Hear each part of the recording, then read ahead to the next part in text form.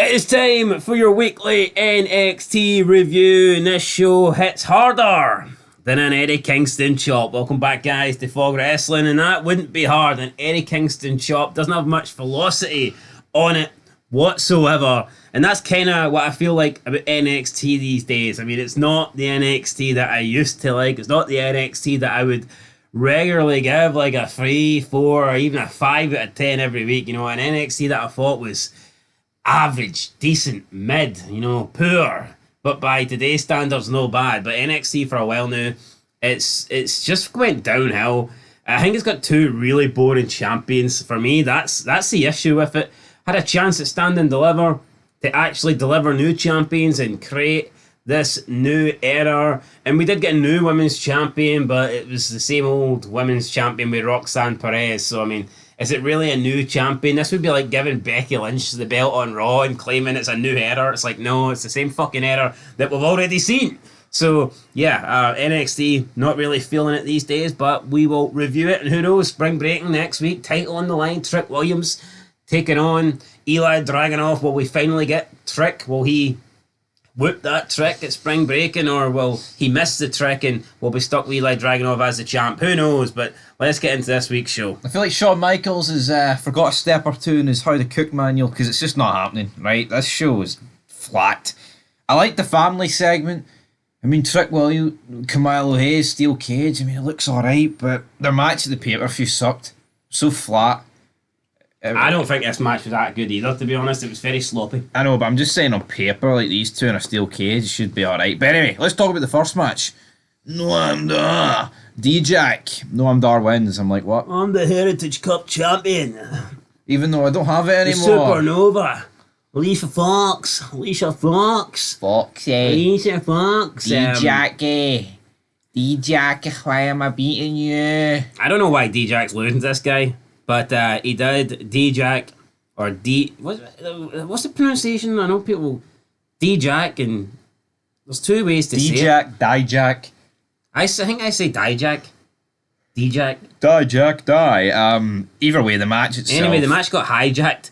I don't think Supernova, Noam Dar, should have won. I mean, it's not even like there was someone came out to screw D-Jack. He fucking lost because some jobber got in the apron. He took his attention off him, then Noam Dar literally beats him with like a roundhouse kick. Yeah. I mean, it's not like Obafemi came out with big black muscles and slammed him into the mat. I mean, it was shit. No, it really was shit. And let's just move on, because I can't be arsed talking about it anymore. Noam Dar catches him off guard with a kick and beats him 1, 2, 3. Is that really enough to beat D-Jack? It shouldn't be, but in this instance it was. But I never remember the Punisher going after a peasant, and the peasant just kills him because he got slightly distracted. No, it didn't happen. Up next, we get Eli Dragunov walking into Ava's office. He says it'll be Trick Williams' last appearance on NXT at spring breaking. And you know what? I hope that this draft coming up after spring breaking is that we get the likes of Trick Williams and Carmelo Hayes up to the main roster. Well, I'll tell you what, either we're going to get Trick Williams on the main roster, or we're going to get Trick Williams as champion, so I think we're guaranteed a step in the right direction. Yep, but I would say him on the main roster, guaranteed, is a step in the wrong direction for NXT, because that means this prick, this boring vanilla midget, wannabe Gunther, the Mad Dragon, will be still champion. Why has this guy not lost the belt, man? I need to know. If I want dragons, I'll watch Game of Thrones, alright? Yep, that's pretty much it, and this guy is not the dragon for me. Tatum Paxley talks about, I don't care about the women. I care about the people who's got... I just care about the belt. So she cares about possessions and objects rather than people. She lists off all the NXT champions. She said that she loved Lyra Valkyria because she had the belt and she allowed her to be close to the belt. But she can't forgive her for losing the belt, and now she's going to make her pay because she's lost the one thing that she truly cares and loves, and that is the NXT Championship, and she's lost it now because Lyra Valkyria lost it, so therefore there's no more reason for Tatum Paxley to be close, and that's why she turned on her. I thought it was alright. It was a decent promo. I mean, at least it's something. Mental health being played here, but in a good way. I like the shitty way Roxanne Perez went with it. Nah, that was poor. I thought this was a decent wee promo. Lola Fice against Sol Ruka up next. Lola Fice wins. I feel like you see this match every week. Even though it might be the first time it's ever happened. I don't know. Watching this is like being put in the Cali Fice grip. Aye. Don't really get the Lola Fice thing anyway. Natalia came out afterwards and challenged her to an underground match next week. Just, you talk about one less reason to watch NXT, just stick fucking farty Natalia on it, like, and there you go. No, but see these people, right? They're jobbers, Natalia, Ivar, etc. I mean, Natalia's been there a long time. Who else has appeared on this show? There's a lot of people that's came in on the NXT that've just done nothing on the main roster. See your stars of yesteryear. See when NXT was like a big deal in 2010, with it, and like beyond those years, I guess, like 2012, was fucking John Cena going on to NXT and having a feud with some midget jobber? No, didn't happen. If anything, like you had the pros and the rookies. Let's not compare John Cena to Natalia. Yeah, but not the problem is they try and treat some of the people that go down for the main rosters, these big stars. Yeah, I mean, I don't mind when they send Becky Lynch down or they send Seth Rollins down. You know, I mean that's one thing. But why are we sending bums for the main roster down? I mean, who gives a fuck? If you're a bum, right, and you're untested and you're a rookie, I think that's fair enough because you haven't been given time to give your trade. If you've had Natalia's a decade on the main roster, Natalia's been there like 16 years. Yeah, if you need to be sent to NXT because there's no spot for you on the main roster, you should probably just be released. It's like Ridge Holland, guy's had his chance, release him. Ivar, why is he getting called down? LWO, why are they coming down for a match? It's like, either you're good enough or you're not good enough. It makes no sense to me. Like, see, if in 4 or 5 years' time, Braun Breaker has to go back to NXT, then Braun Breaker's a fucking failure. Yeah. If Carmelo Hayes is back in NXT in 4 years' time after being on the main, then he's a failure. These people, they shouldn't need to be there. And it's not because they're there to pop a rating or work with the young talent. It's there because there's no place for them on the main roster. Like, who actually cares about Natalia? When was the last time Natalia was relevant?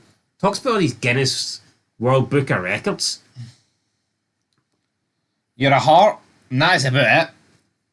Setting the records for the worst reason. I mean, seriously, she lost in 3 seconds, 17 seconds. See if Natalia didn't come out to the cares? Heart Foundation music, or was a Heart, she'd be like Dana Brooke 2.0. Slightly better in-ring version of Dana Brooke, but... Yep, but that's about it. Same amount of plastic, though. Right, we have Ariana Grace and a Gigi Dolan vignette. Right, this is probably one of the better things on the show. Is the comedy here they're going for, like a Nickelodeon sort of thing, like a fucking Drake and Josh? Yes, but here... PG funny can still be funny. Yeah, if you incorporate it the right way. If you consume it in the right way, then listen. Are we saying this is like, you're going to get a stitch for laughing, or is it like Oscar-winning performance? No, but if you take it for what it's worth, I thought this was an okay segment. It was, where you've got Ariana Grace trying to obviously get Georgina to be a beauty pageant like her. But obviously, Gigi Dolan, isn't about that life, and she ends up taking the dress and tearing it up and ripping it up and creating her own kind of, I don't know, punk, rocker, gothic style or whatnot. Ariana Grace is the daughter, by the way, of Santino Marella. I'm not sure if anyone knows that. I knew that. So, yeah. It was that much of a accurate fact. I yawned my entire fucking existence for it. Well, there you go. So, I thought it was okay. It was fine. It was alright. What was okay, though, was Josh Briggs' Ivar segment backstage. So, essentially, Josh Briggs is injured, but he's not fully fit to compete tonight. But he competes anyway against Ivar, who was in his stonewashed jeans and trainers with no makeup on. And Josh Briggs said, "I'll see you out there with your war paint on." So between this and the match, Ivar, I guess, went into the locker room and painted himself up. Ivar may as well rub shite all over his face because it's not doing anything for me. Well, he rubs shite all over the ring when he steps in it. Right, Ridge Holland, Joaquin Wilde, talk about shite getting rubbed around the ring. I mean, is there any need for this? Like, what is this doing? Let's just move on. No, what is this doing? Nothing. So let's move on. No. I mean, the only good thing is that no one got injured. That's... Yep. I mean, Sean Spears comes out in the state. See Ridge Holland, Sean Spears. That is AEW Dark level feud. That is TNA Explosion. These guys are making Joe Gacy look like the fucking Rock. I know. What the heck? Like, what the hell, man? Come on. Ridge Holland. I think Ridge Holland won, but I wasn't really paying attention. People talk about wrestlers have had politics and see Cody Rhodes getting Sean Spears back. What is that? See people talk. Hogan saying, "Oh, it don't work for me, brother." See, I'd rather that sort of politics. See, bringing people like fucking Sean Spears back. At least when Hogan wins or buries someone, it's the Hulkster. Bringing back Sean Spears on the TV does nothing for me. The only way I would want Sean Spears to be employed by WWE would be if they ever planned on bringing McMahon back, and they could just like, you know, because he calls himself the chairman. Maybe McMahon could come out and I'm the real fucking chairman of WWE. You're fired. Smash him with a chair or something like that. I mean, that's the only thing that he's got. The only thing good about Sean Spears is you could make a play on his nickname by bringing back McMahon. That's pretty much the only thing I think he's got to offer. He doesn't even have the perfect 10 gimmick anymore. Fucking -10, I think. -10 indeed, yo. Right, we come out the commercial break. Andre Chase is talking with Tia Hale backstage. There's a bet going on here. They need to win. Chase University. Gambling, not good. Not good. Wouldn't recommend it. Wouldn't recommend it, but Chase University's died for me. Aye, I don't know why, but it's just not that good anymore. No, it's not. But what is good anymore? When was the last time we actually got a good, funny segment though with Andrew Chase? Remember he always used to rant and swear, and when was the last time we seen anything like that? Feels like it's been about 6 months. Does feel like it's been about 6 months. What I would say is I do think that Tony D knocks it the park every time. No specifics. But you know what? Tony D's great, but here's the problem. He went for wrestling for the world title, the NXT world title, it's stand and deliver. 2 weeks later, I mean, he's having a face-off with 3 fucking bums. Yeah, son. I mean, not even trying to get back into the world title picture or anything like that. Just literally went from fighting for the NXT Championship to, you know, standing across the ring for 3 guys, and we could only probably name one of them. And that is a problem. And even the guy that we could name, I don't even really know his name. I wouldn't be overly confident. Regal's son, Charlie Dempsey, I think it is. It's just shit. The guy should have won the title. Like, this gimmick, you know, playing on The Sopranos, I think's got an actual... That makes sense. You know, like, it's a very popular TV show, especially in America. I don't think it's that big outside of America. I'm not saying it's, like, shit. But I do think outside of America, other TV shows were bigger. Like, I think, like, Walking Dead, Breaking Bad were much bigger outside of America. I think Sopranos hits home with a lot of Americans. I've never, ever seen The Sopranos on UK television. I have. It's on Sky Atlantic. Not to disprove your point, but yeah, there you go. Alright, like Freeview television. What Freeview television is Breaking Bad on? I've seen The Walking Dead. Fair enough. On some like sci-fi shit channel. Sci-fi. This segment was alright, but like, they just start the guy doing all the new talking, by the way, for Tony D. Luca Cusafino, not doing anything for me. Doing anything for you? Oh, no, but I like it that they've added a new member. Yeah, but he doesn't sound Italian, like Italian-American. He just sounds like some fucking white guy. Alright, then we'll take it up with him. Fuck, I don't know, what do you want me to say? You prefer Stacks? Tony! The jacket! You prefer Stacks? I did, aye. Was he still there? The other guy. 2 times? Aye. I don't even think he spoke. He just got tossed off a bridge. Screamed. He was a rat. Dragunov against Javon Evans in an open challenge match. They weren't going in the ring. It was a reverse battle royal. It was TNA at its peak. Reverse battle royal. Whoever gets in the ring first gets the title shot. And no one ran around the sides. And I was like, at least it would be acceptable if they were only allowed to enter from that one entranceway. But then some guy jumped for like the stands. So, I mean, yeah, nice little entrance or whatever. But I believe this is his first appearance on NXT. I think the guys came from NXT Level Up. And he didn't level up. He got beat by Dragunov. But I mean, the guy should be getting beat by Dragunov. Just a boring match that nobody fucking cared about. Anyone who said they cared about this is lying. I'm sorry. Dragunov needs to lose this belt. NXT's going doing the shitter, right? And Natalia's going to get a training partner for next week. We've got, what? Carmen Petrovic. Do you care about that? Why does Natalia need a training partner? Oh, she's like 43. I mean, she should be trained out at this point. It's like Daniel Bryan getting trained by Drew Gulak, who's completely disappeared, by the way.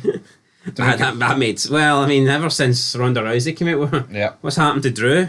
Drew! Where's Drew? Drew McIntyre, no, Drew Gulak. Right, 5th match, Tia Hale against Tatum Paxley. Tatum Paxley wins. Lia Valkyrie comes out with a rear arm. I don't really like the commentator on NXT these days. Forget his name. Holy sh! That guy. Aye. I mean, I think he used... Wait, did they change him, or is that the guy who's been on NXT for Vic years? Joseph? No, Is that still who it is? That's who it is. Well, I don't know. He worked better with Wade Barrett. No, I'm not really digging the team with him and Booker T. I think he's alright. I don't mind him. I think there's bigger fish to fry about wrestling than Vic Joseph's commentary, like. We'll see. Up next, Offers of Pain versus Malik Blade and Idris Enofe. Banana Offie pudding. I mean, who gives a fuck, man? Offers of Pain win. No, remember though, these guys, like... Are they the Offers of Pain because they bring the pain? And they authorised it, like they created it, and it's just painful to fucking watch them? I couldn't think of a less appealing thing than Offers of Pain. See if you're watching wrestling or watching anything, and up next, Offers of Pain in a tag team match. Toilet. That's just like, that's the key. That's just like, right, tune out. That's it. I mean, why? I don't know why you would want to sit and watch this. No. The Final Testament fucking suck. Why did these guys get brought back? I don't know. The worst faction going. Get it. There's too many factions in WWE. You know what I mean? They created... They went through a period where they had none. Yeah, they brought the Bloodline out, right? And it was alright, I'll be honest. Bloodline was pretty good. It was decent. And then the Judgment Day came out and you're like, ugh. You know, it's not great. Like, it's not as good as the But holy fuck, I mean, these factions make the Judgment Day look like NWO. I mean, Jesus Christ, like... I just don't get it. SmackDown's got Wade, then you got that one with Bobby Lashley, LWO, Legado del Fantasma. It's like all these factions and they're all shit. No, but they just get jobbed out in the main roster after being back, 6 weeks, and now they're burying people in NXT? Yeah. Why? 7th match and possibly the main event. It wasn't the main event. Sure, it's still cage match. So it was? So again, straight into a match, no segment. Ivar beats Josh Briggs. Let's just leave it at that. Big moonsault off the top of the rope, and that was it, really. Obafemi said, it was interesting. It was interesting, buddy. Carmelo Hayes cut a promo, and then he says, the beef ain't over until I say it is. So that's it, really. We get into the main event match then. Steel cage match. Just wasn't that great, to be honest. Very sloppy at the beginning. Trick Williams wins after hitting this like running knee into the chair. Gets the 1, 2, 3. Cage matches used to... I'm not saying this feud doesn't warrant a cage match, but just when you're having a cage match, you actually need to wrestle the proper psychology, and this was literally just a match that happened to be surrounded by a cage. And see if that's what you're going to do. See if you're just going to work a normal match, then why even have a cage match? Yep, it should have been a cage matches should be at the pay-per-view. Plus, I think you need blood.